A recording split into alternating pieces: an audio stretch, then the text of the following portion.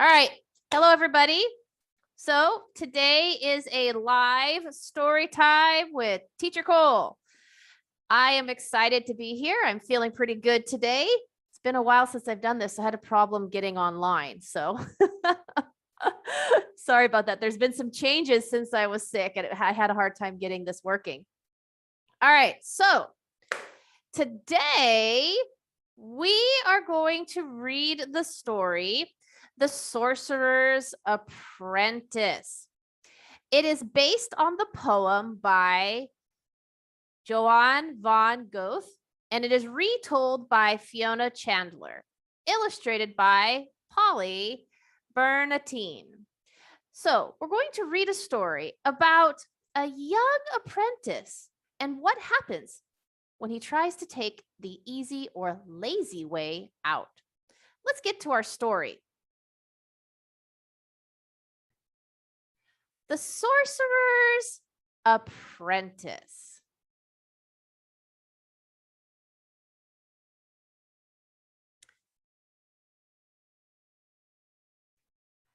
Max was an apprentice.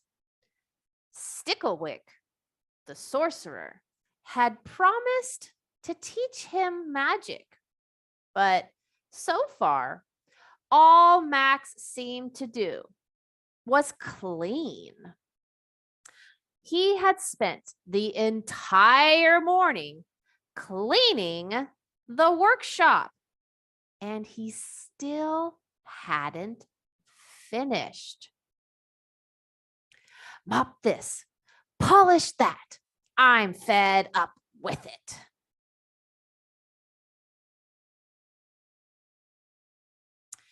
How will I ever learn to be a sorcerer like Sticklewick? He moaned. He never lets me do any magic. Then Max heard footsteps on the stone staircase. Uh-oh, that's him. Back to work. A moment later, Sticklewick appeared. Max, I have to go into town, he announced, waving a long shopping list. I used the last of the dragon's eggs yesterday. I ran out of newt's blood the day before, and we're completely out of goblin's toenails. Maybe I'll get a tube of Pixie's earwax too. Max was delighted. Sticklewick had never left him home alone in the castle before. Yippee! A free afternoon. I can explore the dungeons and swim in the moat, he thought, or just sit in the sun and do nothing at all. There's plenty to do while I'm out, Sticklewick went on. For a start, this floor could do with a good scrub. Look, I've just stepped on a toadstool. But fill up the water tank first. It's almost empty. Max groaned. Ugh. It always took hours to fetch enough water to fill the tank. And it was such hard work. Rats. There goes my free afternoon. That should keep him out of mischief.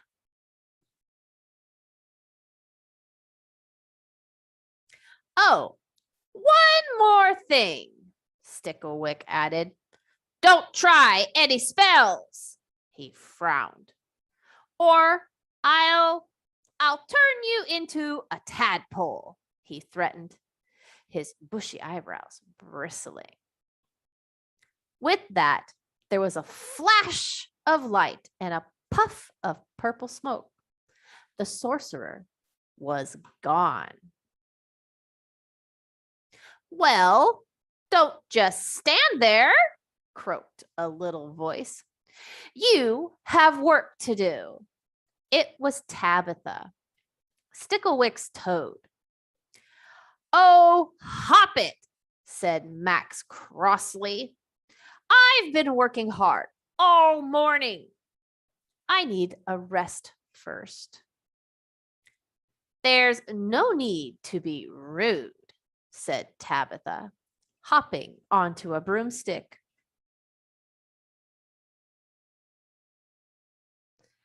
Max didn't reply. Seeing Tabitha perched on the broom had given him a brilliant idea. Last week, Sticklewick had cast a spell on a broomstick. It had come to life and done everything the sorcerer asked. I'm sure I can remember the words, Max thought, concentrating. How hard can it be?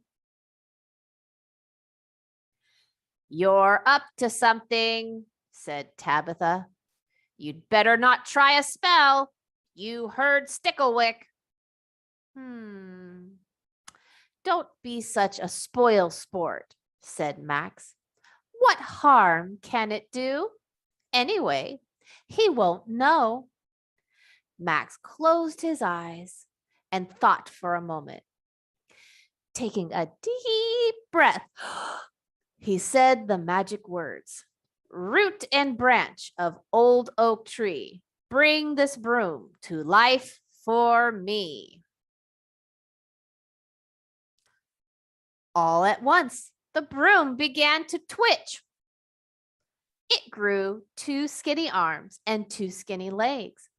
Wow! I did it! Now, Max ordered the broom, fetch me some water and be quick about it. The broom ran off. In no time, Max heard it coming. Tap, tap, tap, down the steps. It poured the water into the tank and set off for more.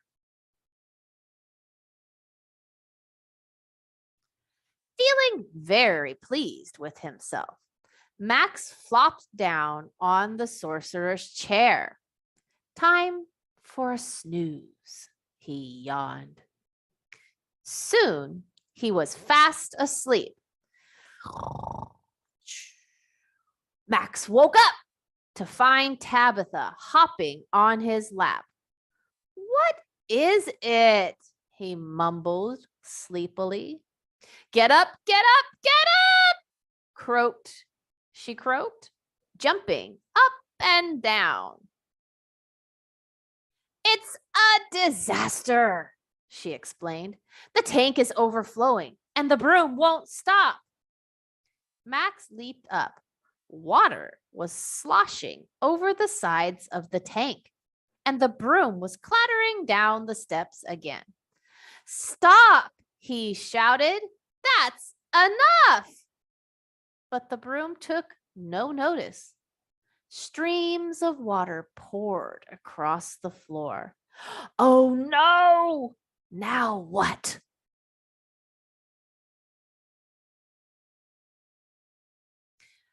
Great stuttering sorcerers! Just say the spell, begged Tabitha. What spell? Asked Max, puzzled. Then he remembered. Of course! He needed a spell to make the broom stop. Oh no, he groaned. I don't think I actually know it. By now, the water was ankle deep, and still the broom was fetching water. I know, cried Max, splashing across the floor. I'll look in Sticklewick's spell book. Let's see. Max flicked through page after page. This is hopeless, he wailed. There are thousands of spells here. I'll never find the right one. What am I going to do? You could chop the broom up, said Tabitha helpfully. Good thinking, said Max. He grabbed a hatchet, lifted it high in the air above his head, and swung down hard. With a loud crack, the broomstick split in two.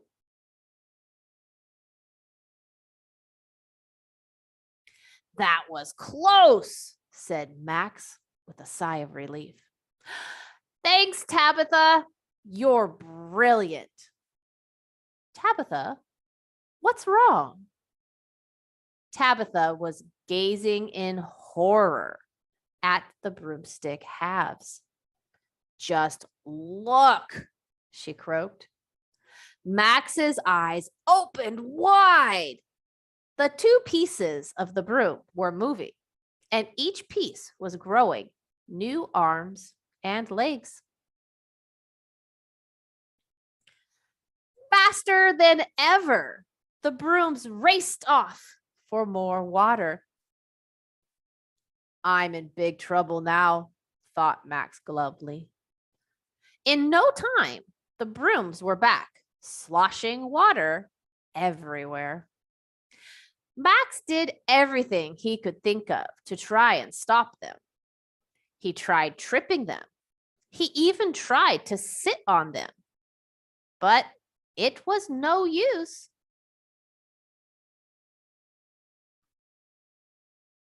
I give up, said Max miserably.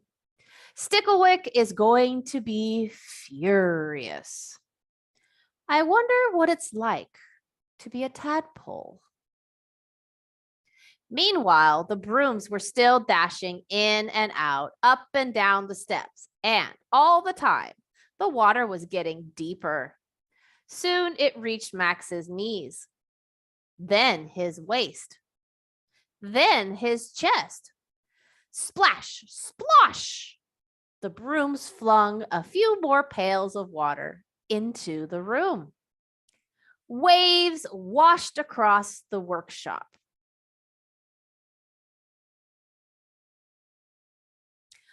Oh! Tabitha shot past, trying to surf. Oops. Oh, I warned you not to try any spells, she spluttered, spitting out water. Maybe next time you'll listen to me. If this goes on, there won't be a next time, muttered Max desperately. Help! He yelled, climbing onto a table. Somebody help! But he knew there was no one around to hear. Suddenly, there was a loud pop.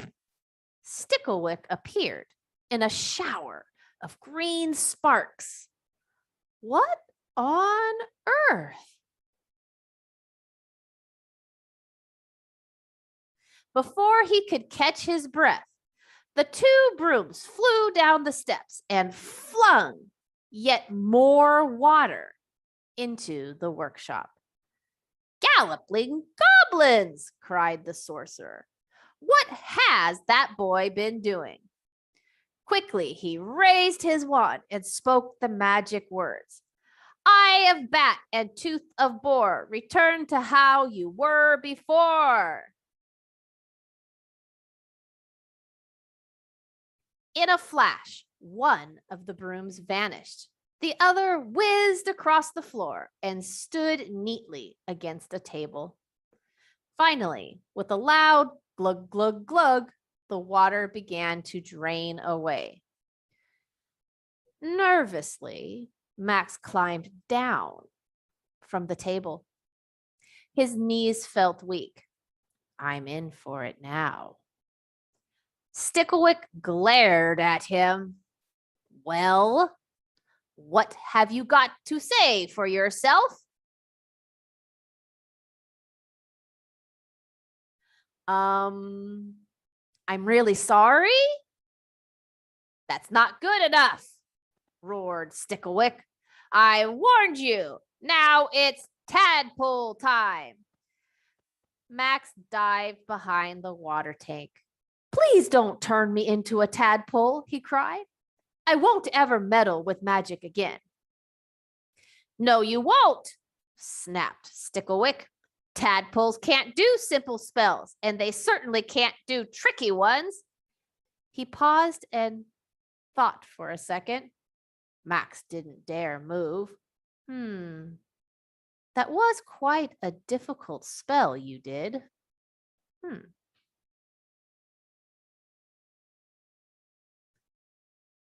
Just then, Tabitha spoke. He might be a good sorcerer one day. Maybe you should start teaching him magic. He is your apprentice, after all. Maybe, said Sticklewick. But first, he cleans up here. He turned to Max. And if you ever disobey me again, you'll be Frog's pawn in the moat. From that day on, Max was a perfect pupil. Soon he learned how to do spells properly, and when he grew up, he became a great sorcerer. Although he was always a little afraid of broomsticks. This is the end of our story today. The Sorcerer's Apprentice. What did you think of the story? Do you sometimes try to do a shortcut instead of doing the work yourself? How does that work for you? These are good questions to talk to your parents about. So once again, this has been Story Time with Teacher Cole. Feel free to join my Facebook group, Teacher Cole's English Corner. And I look forward to seeing everybody next week for a brand new story on Tuesday. Everybody have a wonderful week. I'll see you soon. Goodbye.